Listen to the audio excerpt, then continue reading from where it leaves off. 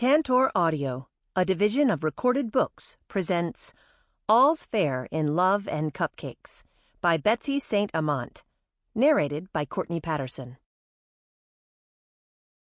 1. There was more to life than vanilla buttercream, or at least Cat Varland used to believe so. Once upon a time, she created magic with flour and sugar and eggs, with cinnamon and nutmeg and vanilla. Every measured cup was instinct, every whisked ingredient inspiration. Baking held promise, potential, power. Now she could make the simple cupcakes filling the Sweetie Pie's shop display in her sleep. In fact, one morning after she'd been up late experimenting with new recipes, she very nearly had. But Sweetie Pie's had a reputation, and the owner, her Aunt Maggie Mayfield, kept that even more sparkling than the tiny sugar crystals adorning the otherwise plain desserts. Fancy didn't have a home at Sweetie Pie's, and neither did gourmet, or as Aunt Maggie usually put it, weird. The display lights caught the clear sprinkles, and the miniature cakes seemed to wink, as if knowing Cat could do so much more. Or maybe they were just begging her to try. Who was satisfied with a vanilla identity anyway? She wasn't. The door to the shop swung open, letting in a burst of crisp autumn air. Cat straightened on instinct, like a child caught daydreaming in school. The bell on the knob tinkled as a smattering of crimson leaves followed Aunt Maggie inside, skittering across the black and white checkerboard floor. Little did they know they'd be swept out within the hour, or else. "I'm back, finally." Her aunt attempted a smile as she bustled behind the counter to join Cat, but the lines around her eyes appeared to be etched deeper than usual, sabotaging her effort. "Tuesday afternoon already.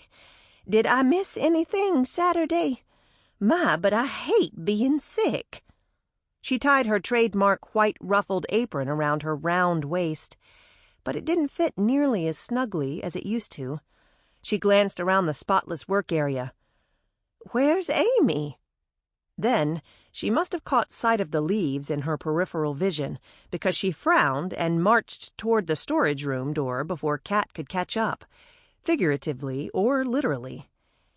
"Amy left early to study for her test since business was a little slow." Not that it was ever technically busy, but at least having Amy's part-time high school help allowed Cat some days off and picked up the slack when Maggie was sick, which was more and more frequent these days. Cat sidestepped to make it to the storage room first, unwilling to let her aunt, who clearly didn't feel much better than she had last weekend, do more labor than necessary. Maggie was her mom's much older sister in the first place, and now that she'd been sick so often, Cat wanted to protect her strength even more than usual. "I'll handle the leaves, Aunt Maggie." Her aunt didn't argue, which proved how poorly she must still be feeling. Once again, Cat fought a burst of guilt from her internal, ongoing frustration over her aunt's baking restrictions. Maggie owned the shop, not Cat.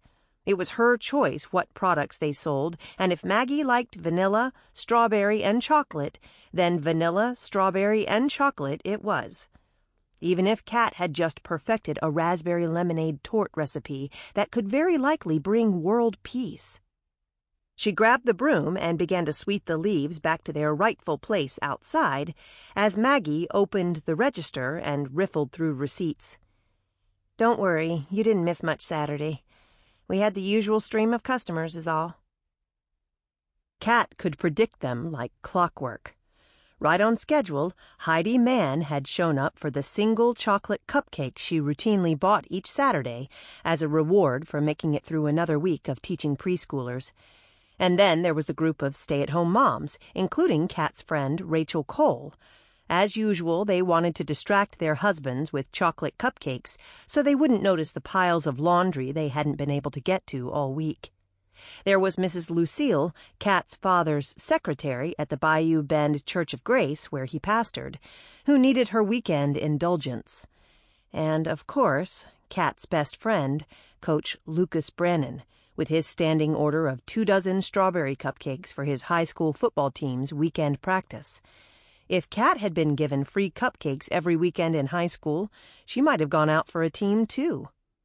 Most of the other Bayou Bend regulars seemed to suddenly realize the shop would be closed for 2 days and had to rush in for their favorites before they missed their chance.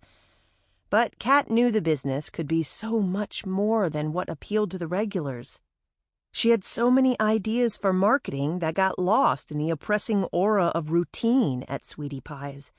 Ideas that could expand Maggie's business, allow Kat to make the recipes of her heart, draw in customers from surrounding counties, the works. But not with strawberry, chocolate, and vanilla. Kat lowered her voice, nearly muttering to herself. Nope, didn't miss much at all. She swept harder, as if attempting to scrub the black off the black tiles. As if effort and hard work made a difference, as if one could create color from darkness. That's nice, hun.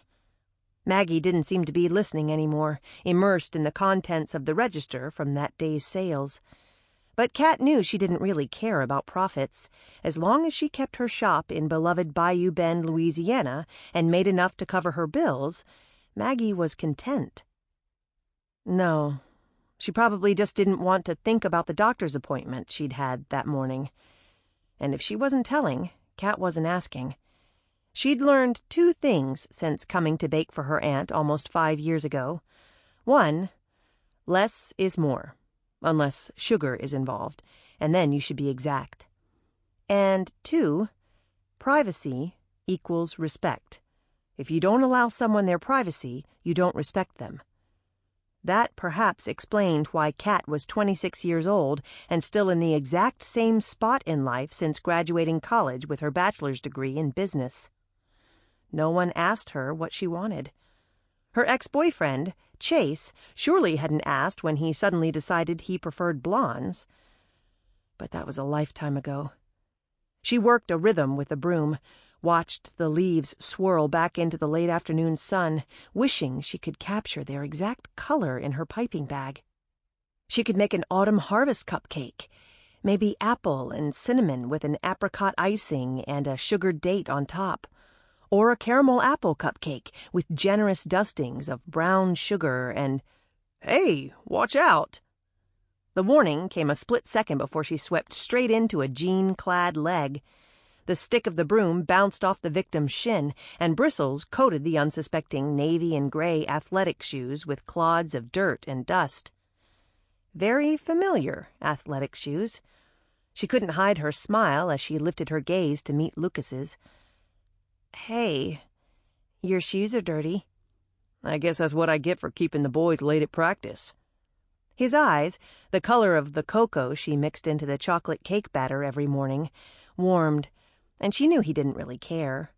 Lucas wore those shoes to every team practice, and they'd long since seen better days. His gaze darted over her head toward her aunt, and he leaned in and lowered his voice. "Do you have any of the good stuff in the shop today?"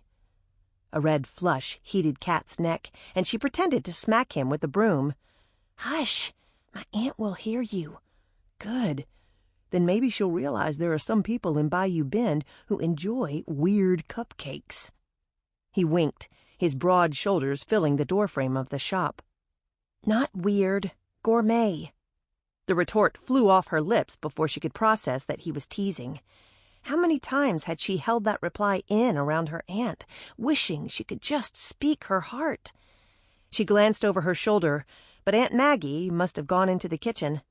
Come to think of it, Kat probably did have some rejected recipes in her file at home that could only be defined as weird. But how did you know unless you tried? That was the best part of baking, getting to experiment and figure it out as you went. If it didn't work, you just poured out the batter and started over. There was always a second chance. Lucas must have taken her sudden silence for insult. "I'm teasing, Kat. I would never speak ill of Maggie. The town loves her." Rightly so. She was a wonderful woman. Just not a visionary. "I know. She's vanilla. A staple. Classic. Sort of like everyone else in her family in Bayou Bend. Between her father's pastoring, her mother's committee heading, her aunt's cupcake shop, and her younger sister's pageant wins, Kat was the only expendable one in the family. Figured her family, who had options, didn't even want out of Bayou Bend, while she remained stuck. Permanently. Nice observation. Lucas crossed his arms over his chest, the sleeves of his dark gray t-shirt pulling across his biceps as he studied her. He leaned against the doorframe. So, what flavor are you? Her breath hitched in her throat as she met his steady gaze. She knew right away what Lucas's flavor would be. Dark chocolate with cherry ganache filling. A deep, bittersweet taste that lingered long after it was gone. But no, she didn't know her own. She drew a tight breath, eager to break the unintentionally heavy turn of the conversation. Hey, I'm so busy baking for you on the side. I don't have time for taste tests. Lucas might be her best friend, but he didn't need her dumping her self-analyzing psychobabble on him. After all, he came for cupcakes. She should save the rest of her drama for Rachel. Somehow, even while knee-deep in PTA forms and stacks of baby onesies to monogram, her friend always found the right thing to say when Lucas couldn't. Or when the topic was about Lucas, which had been happening way more than it should lately. Kat gestured with the broom inside the shop, ignoring how sweaty her palms suddenly felt against the handle. You coming in, or are you just going to stand here and let more leaves inside? Lucas stepped fully inside the shop, and the door swung shut. Actually, the guys were especially hungry Saturday, so I didn't get my strawberry cupcake in. Going to need a replacement. You should have told me. I'd have snuck you one at church on Sunday. It wouldn't be the first time she'd passed him a bag of homemade treats after the morning welcome or in the parking lot. Lucas was a great sport about tasting her experiments. Only once in the 2 years she'd started daring to bake her own recipes had he spit one back into his hand. Apparently, licorice and Greek olives didn't go together after all. I should have. I think I was still in denial that I'm this addicted. Lucas rubbed his jaw, his 5 o'clock shadow scratching under his fingers. His eyes roved over the display behind her, though Kat wasn't sure what he was expecting to see. It hadn't changed in the decades since her aunt had opened Sweetie Pies. Too bad you don't have any of those raspberry things you made me try last week. That one had medicinal qualities. Should be a prescription for a bad day. You're corny. She swatted at him, but the compliment attempted to fill the nooks and crannies inside, the hollow spots that still whispered fear into her heart. At least, if nothing else, she knew Lucas loved her creations. All of them, exactly for what they were. Not only the simple cupcakes filling the racks inside Sweetie Pies, but the ones she baked from her heart. Of Lucas, she was certain. It was the rest of the town that had her guessing. Not corny. Cheesy. Lucas grinned, then his expression sobered. Seriously, Kat, my mission is to make you less humble.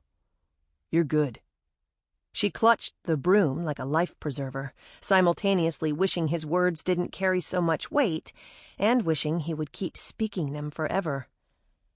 Good, huh? She swallowed, her throat dry. She wanted to think so, but she wanted so much more than good. She wanted great. She wanted to be seen. Very good. You just need to believe it already. He reached out and ruffled her hair, and the feeling of fullness leaked away at the brotherly gesture. The best friend line blurred more often than she cared to admit, but Lucas was good about yanking her back from the edge of that particular precipice when she veered too close. Even if it stung, and even if he was unaware how often she teetered. Hopefully, he'd stay that way. She moved to put the counter between them, pausing to lean the broom against the far corner of the wall. Under the framed photo of her sister, Stella, from last year's win, tiara perched snugly atop a mass of perfect curls. blonde curls. But Chase wasn't Stella's fault. No, putting all her hopes and dreams into a very flawed man was completely her own fault. Though maybe she wouldn't have done so if she'd imagined she'd ever have a chance of more than a friendship with Lucas. With a resigned breath, she took her place behind the cupcake counter. So, what will it be? She tugged on a clear glove and let her hand hover above the trays of desserts. Oh, strawberry. Right. She knew what she'd choose. But dark chocolate cupcakes with cherry ganache filling were definitely not on the menu. For someone used to calling plays for a living, he sure was seeing a lot of penalty flags. He'd actually ruffled her hair. Good grief, it was a shock he hadn't gone ahead and slapped her on the shoulder or called her buddy. Lucas wrinkled the white pastry bag in his hand and tried to keep his expression neutral as he waited for Kat to close out the register so he could walk her home. He'd apparently spent way too much time on the field with his football players, and not enough time dating. Though he certainly spent more time than he should imagining what it'd be like dating Kat. Talented, beautiful, completely oblivious Kat. Lucas pulled his cupcake from the bag and took a bite, less from impatience and more from needing to mask the flood of embarrassment over his fumble. He'd just placed a bid on Roger Johnson's old farmhouse on Highway 169 and the accompanying 10 acres of land. Land he pictured strolling with Kat, curling up under the live oak that spread its massive limbs halfway to heaven and back, tossing a football to their children over the wheat-colored fields every autumn, maybe planting their own pumpkin patch. He wasn't going to see his dream come true by ruffling a woman's hair. Kat Varland needed a hero, and heroes didn't act like immature high school boys every time they came around. What was wrong with him? He couldn't help watching her work behind the counter. Maybe he was addicted to more than the cupcakes. All done. She shut the register drawer with a solid click, reminding Lucas it was time to stop staring at those shiny brown strands of hair, still tousled from his idiocy. Let me just check on Aunt Maggie and see if she wants me to take the deposit tonight or if it's okay to wait until tomorrow. She disappeared into the back, where Maggie's office was tucked off the corner of the small but efficient industrial kitchen. As the swinging door shut behind her, Lucas dropped the uneaten half of his cupcake back into its sack and folded the bag closed. The strawberry cakes were great, but man, Kat could do better. Did better, in fact. Every time she went home, put her hair up and baked to a background of Sinatra. How many times had he watched her do just that over the years, while he sat on the walnut bar stool and offered suggestions, prompting her to take it to another level? Somewhere along the way, one batch of cupcakes along the way, he'd tripped right over the label of best friends they'd worn the majority of their teen years and landed upside down on the field of love. And suddenly, he had 0 plays to call. Ready? She pushed back into the front of the shop, shouldering the strap of her oversized turquoise bag. He'd teased her last year about the size of her previous purple one until she bought the bigger turquoise just on principle. He wisely kept his mouth shut after that, in case he pushed her into toting around an actual suitcase for a purse. He knew when to prod and when to shut up, when to encourage her to take it one step further and when to dial it back. No one knew Kat better than him. Some days he wondered if he knew her better than she did. Lucas, you ready? The pinch of her brow reminded him she'd already asked that question once. Ready? Well, no. But yes, the main problem being he had no idea if she was. He straightened his shoulders. I'm always ready. His trademark retort rolled easily off his lips, bringing a smile and erasing the confusion that lingered on her expression. He offered his arm. To the bank? He hoped not. He hoped he could walk her straight home, and she'd invite him in, and they'd cook stir-fry or something else delicious. No, I'll take the deposit tomorrow. They're about to close, and Maggie said it wasn't worth a rush. When? He struggled to hide his victory smile as she came around the counter and linked her arm through his, exactly the same as they'd done 100 times over the years. But nothing with Cat was the same anymore. It was exhilarating and frustrating all at the same time. She craned her neck to peer up at him, her wide blue eyes inquisitive. "I have some stir-fry at the house. Want to stay for dinner?" Another win. "Only if you promise to make dessert." She tried to plant her free hand on her hip, but the giant purse got in the way and nearly swung her off balance. She lifted her chin, apparently in an attempt at indignation instead. "Hey, now, I'm not cooking dinner and dessert after baking cupcakes here all day." He tugged her toward the door, laughing. "Then I'll handle the stir-fry. You just do what you do best." Her responding smile made him want to offer to do the dishes, too. "Nice play, Coach."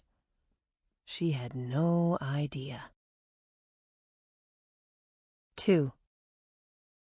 Lucas looked way too much at home sitting in the tiny kitchen of Cat's rental house, elbows propped on the bar countertop as he rocked back and forth on 2 legs of the stool, mouthing along to the Sinatra song drifting from the portable stereo. She'd always warned him one day he was going to fall, but so far she hadn't been proven right. About a lot of things, actually. Cat filled a measuring spoon with water from the sink, wrinkling her nose at the dirty dishes filling one side. Leftover stir-fry lay congealed in the pan he'd forgotten to clean after cooking, and she'd have a time of it trying to scrub it off. She should get Lucas to do that now, but he looked so comfortable at her bar, paging through a sports supply magazine, that she hated to ruin the cozy image she was sure to daydream about later. Besides, part of her still hoped he'd fall. She poured the water into the mixing bowl, dried her fingers on her favorite Parisian dish towel, and began to whisk the ingredients together. She always liked to hand mix, though sometimes she ended up resorting to the electric beaters. Something about staying personally connected to the batter made the end result more satisfying, though. Like she'd earned it. "Coconut or chocolate chips?" Her bicep burned from mixing, but she kept at it, humming along to the music warming the room. Lucas turned the page of his magazine. "Both." She glanced at the miscellaneous ingredients she'd gathered on the counter in hopes inspiration would strike. "Strawberry or orange?" "Both." Cat stopped stirring and shot him a look. He lowered his magazine with a smirk. "I'm kidding. Orange." Coconut, orange, chocolate chip. She could work with that. She resumed mixing, despite the ache in her hand. "You should know not to kid about cupcakes by now." "One would think." He closed his magazine and leaned forward, giving her his undivided attention. Suddenly, she couldn't remember what to do next. "Oh yeah, coconut." She sprinkled the shredded fruit into the mix and stirred again. "Let me do that. Your arm is shaking." Lucas hopped up and reached around her for the whisk, his firm chest brushing against her back. Was it just her, or had Sinatra started singing louder? Her heart beat a heavy rhythm in her ears, and she held on to the whisk, unwilling to let go until he finally pried it from her fingers, which remained in a clamped position. She had a claw. He shook his head in amusement and dropped the whisk back into the bowl. "Use the beaters next time, Martha." He reached for her hand. She allowed his touch. "As in Martha Stewart?" "Or the one in the Bible. Both work too hard." He winked as he began to massage her fingers, his touch sending a shiver of electricity up her spine. Feeling began to flow back into her hand, bringing both pain and relief. His football-calloused palms were rough but gentle against hers, his nails short and practical. She studied her own hands, her lighter skin a stark contrast to his year-round tan. They both had work-worn hands, born of doing what they loved. Except Lucas was living his dream out loud, while hers had to stay hidden in her private kitchen. She reluctantly pulled her hand away, averting her eyes. Better keep mixing. You don't want the batter to gel before the coconut is fully incorporated. He obeyed without arguing, probably because of the sign she'd bought from a craft fair last summer and hung above her oven range just for him. Don't mess with Texas, Mama Bears, or the chef. She'd almost bought the one that said she kissed better than she cooked, but that might be a lie. The familiar wave of insecurity left over from Chase and his selfish choices began to seep around the edges of her heart. Healed now, but scarred. Sometimes they still pinched. She pictured forever after with the man. Boy, really, if she got honest about his maturity level. Who tried to switch over to his girlfriend's sister mid-commitment? Not that Stella had fallen for it. She'd been smart enough to see it for what it was, but that didn't change the facts. That cat might have been the firstborn, but she was clearly everyone's second choice. That wave of insecurity grew into near tidal force, and she drew a deep breath to remind herself she wasn't drowning anymore. That particular season of her life was over, thank goodness. Chase was over. But man, it had been a long winter. She darted a glance at Lucas as visions of spring danced through her head. No, not yet. Maybe not ever. She took a much-needed step away from him and began to wash the oranges, their conversation replaying in her mind. Martha. He thought her a Martha. It niggled at her. But really, what was so bad about hard work? Someone had to get things done, and she knew how to do it.